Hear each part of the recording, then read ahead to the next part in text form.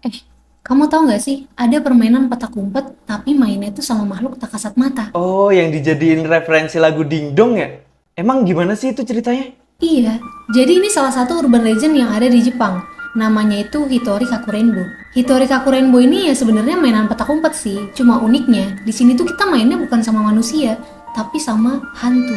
Permainan ini tuh disebut juga sebagai permainan yang paling berbahaya. Berbahaya?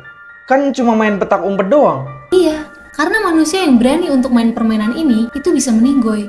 Nanti rohnya itu dibawa lah ke dunia lain. Cara mainnya juga sebenarnya agak ribet menurutku. Gimana tuh? Jadi kita harus punya boneka dulu nih. Bonekanya juga harus punya tangan dan juga punya kaki. Jadi contohnya tuh kayak boneka beruang gitu lah. Nah nanti isi dari bonekanya itu, dakronnya dikeluarin dulu semuanya. Digantilah sama beras, kuku, dan darah orang yang main permainan itu. Lalu boneka itu dijahit lagi dengan menggunakan benang warna merah. Nanti bonekanya itu dikasih nama dulu nih. Dan taruh boneka itu di dalam wadah yang diisi air dan taruh di kamar mandi. Setelah itu orang yang mau main ini nyalain TV dan pindah ke saluran yang gak ada sinyalnya. Dan dia ambil gelas dan dia isi air garam. Nah taruhlah air garam itu di tempat yang nanti bakal dijadiin sebagai tempat sembunyi. Setelah itu matikan semua lampu yang ada di rumah.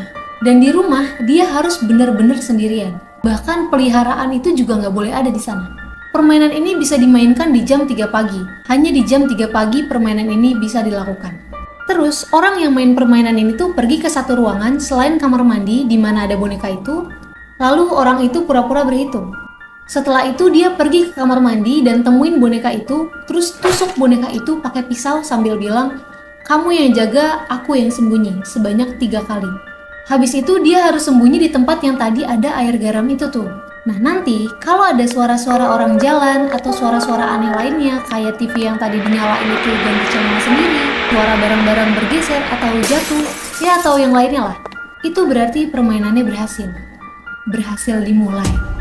Nah setelah itu orang yang lagi sembunyi ini gak boleh sampai ketangkep sama boneka itu. Karena kalau sampai orang itu ketangkep, dia bakal meninggoy. Permainan ini juga nggak boleh dilakukan lebih dari 2 jam. Jadi nanti kalau orang yang mau main permainan ini mau ngudahin permainannya, air garam yang tadi itu dimasukin ke mulutnya, terus dia pergi cari boneka tadi sampai ketemu. Nanti kalau udah ketemu, semburin boneka itu pakai air garam yang ada di mulutnya. Habis itu bilang, "Aku menang, aku menang, aku menang." Tapi kalau sampai 2 jam itu bonekanya belum ketemu, ya udah, wassalam.